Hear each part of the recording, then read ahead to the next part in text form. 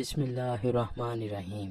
حضرت عبد المناف کے 5 بیٹے تھے، وہب، عبد الشمس، ہاشم، مطلب اور نوفل۔ حضرت وہب بن عبد المناف کی بیٹی حضرت آمنہ تھی، جبکہ حضرت ہاشم کے بیٹے حضرت عبد المطلب اور ان کے بیٹے حضرت عبداللہ تھے۔ یعنی حضرت عبداللہ اور حضرت آمنہ کا خاندان حضرت عبد مناف پر جا کر ملتا ہے۔ حضرت ہاشم کی اولاد بنو ہاشم کہلائی، جبکہ حضرت وہب کی اولاد بنو زہرہ کہلائی۔ حضرت آمنہ 549 عیسوی میں حضرت وہب کے گھر پیدا ہوئیں۔ آپ بچپن سے ہی بے حد ذہین، حسین اور طاہرہ تھیں۔ جیسے جیسے آپ پرورش پاتی رہیں، ویسے ویسے آپ کی پاک بازی اور اعلیٰ ترین سیرت و کردار کے چرچے عام ہوتے چلے گئے۔ آپ حسن سیرت اور حسین صورت کا بے مثل نمونہ تھیں۔ بنو زہرہ چونکہ قریش کی ہی ذیلی شاخ تھی، تو حضرت وہب کو ان کی دلاری بیٹی حضرت آمنہ کے لیے قریش کے مختلف سرداروں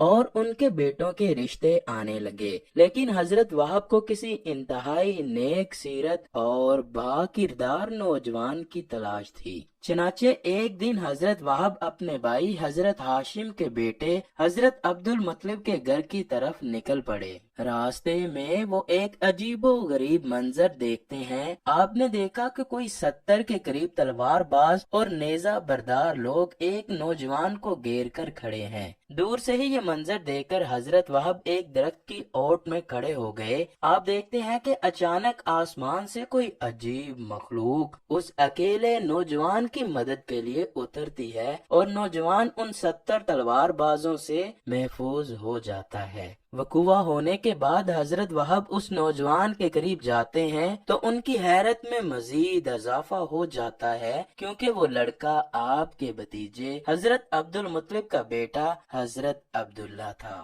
حضرت وہب اسی وقت یہ فیصلہ کر لیتے ہیں کہ وہ اپنی بیٹی حضرت آمنہ کا نکاح اسی لڑکے سے یعنی حضرت عبداللہ سے کریں گے، کیونکہ وہ جان گئے تھے کہ یہ لڑکا کوئی عام نہیں، جس کی مدد کے لیے آسمان سے کوئی مخلوق اتری ہے۔ چنانچہ آپ نے اس رشتے کی بات ایک دوست کے ذریعے سے حضرت عبد المطلب کے پاس پہنچائی۔ حضرت عبد المطلب یہی چاہتے تھے کہ حضرت عبداللہ کی شادی ہو جائے۔ اس سلسلے میں وہ کسی ایسی عورت کی جستجو میں تھے جو حسب و نسب اور عفت میں ممتاز ہو۔ حضرت آمنہ بنت وہب میں یہ صفات موجود تھیں۔ حضرت عبد المطلب نے اس رشتے کو پسند کیا۔ کچھ دنوں بعد رشتہ طے ہو جاتا ہے تو حضرت عبد المطلب اپنے بیٹے حضرت عبداللہ اور قریش کے کچھ معززین کو لے کر قبیلہ بنو زہرہ پہنچتے ہیں، اور وہاں دنیا کا خوبصورت جوڑے کا نکاح کیا جاتا ہے، اور یوں 2 پاکیزہ روحیں ایک پاک رشتے کے بندھن میں بندھ جاتی ہیں۔ حضرت امام علوسی،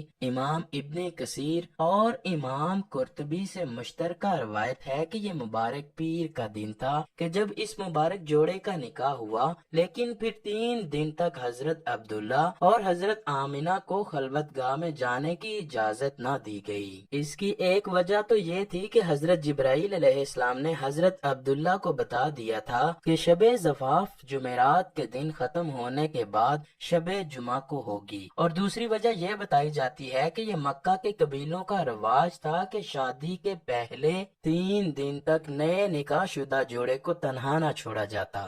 دوستو، پھر شب جمعہ کی وہ مبارک گھڑی آ گئی کہ جب جبریل امین 70,000 فرشتوں کی سرداری میں تشریف لائے اور آ کر بام کعبہ پر ہلالی پرچم لہرا کر دنیا والوں کو خوشخبری دی کہ آج نور محمدی صلی اللہ علیہ وآلہ وسلم صلب پدر سے رحم مادر میں منتقل ہو جائے گا۔ اور ایسا ہی ہوا۔ شب جمعہ کو حضرت عبد المطلب نے بنو زہرہ میں قیام کے دوران ہی نکاح کے تیسرے دن حضرت عبداللہ اور حضرت آمنہ کو خلوت گاہ میسر فرمائی، اور یہ مقدس اور دلاویز نور حضرت عبداللہ کی پشت مبارک سے حضرت آمنہ کے بطن مبارک میں منتقل ہو جاتا ہے اور سرور کائنات آقائے نامدار حضرت محمد صلی اللہ علیہ وآلہ وسلم کی بشری ولادت کی تشکیل کا اہتمام شروع ہو جاتا ہے۔ اسی رات ابلیس لعین کا تخت الٹ گیا اور یہ مردود بارگاہ الہی میں 40 دن بحر و بر میں مارا پھرتا رہا اور فرتے غم و کثرت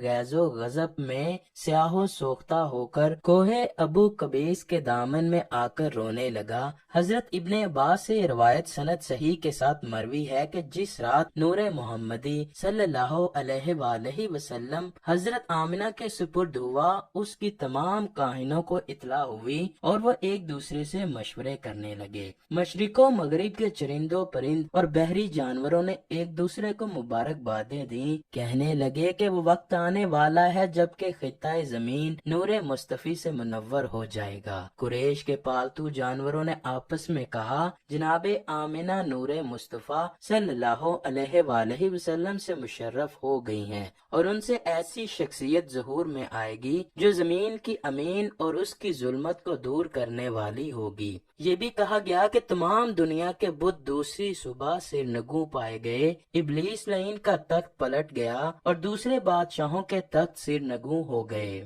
صاحب اقتدار حاکموں اور بادشاہوں کی زبانیں گفتگو سے قاصر اور گنگ ہو گئیں۔ اسی رات 200 عورتیں حسد سے مر گئیں اور بہت سی عورتیں امراض قلب میں مبتلا ہوئیں۔ بہت ساری صحیح احادیث مبارکہ میں روایت ہے کہ اس شب کو عالم ملکوت میں ندا کی گئی کہ سارے جہاں کو انوار اقدس سے منور کرو اور زمین و آسمان کے تمام فرشتے خوشی و مسرت میں جوم اٹھے، اور دروغہ جنت کو حکم ہوا کہ فردوس اعلیٰ کو کھول دے اور سارے جہاں کو خوشبوؤں سے معطر کر دے، اور زمین و آسمان کے ہر طبقے اور ہر مقام میں خوشخبری سنا دے۔ اور ایسا کیوں نہ ہوتا کہ تمام خیرات و برکات، کرامات و سعادات اور انوار و اسرار کا مصدر و مبدع خلق عالم اصل اصول بنی آدم کے اس عالم میں تشریف آوری اور اس کے ظہور کا وقت قریب آ پہنچا ہے۔ یقیناً تمام جہان والوں کو منور و مشرف اور مسرور ہونا چاہیے۔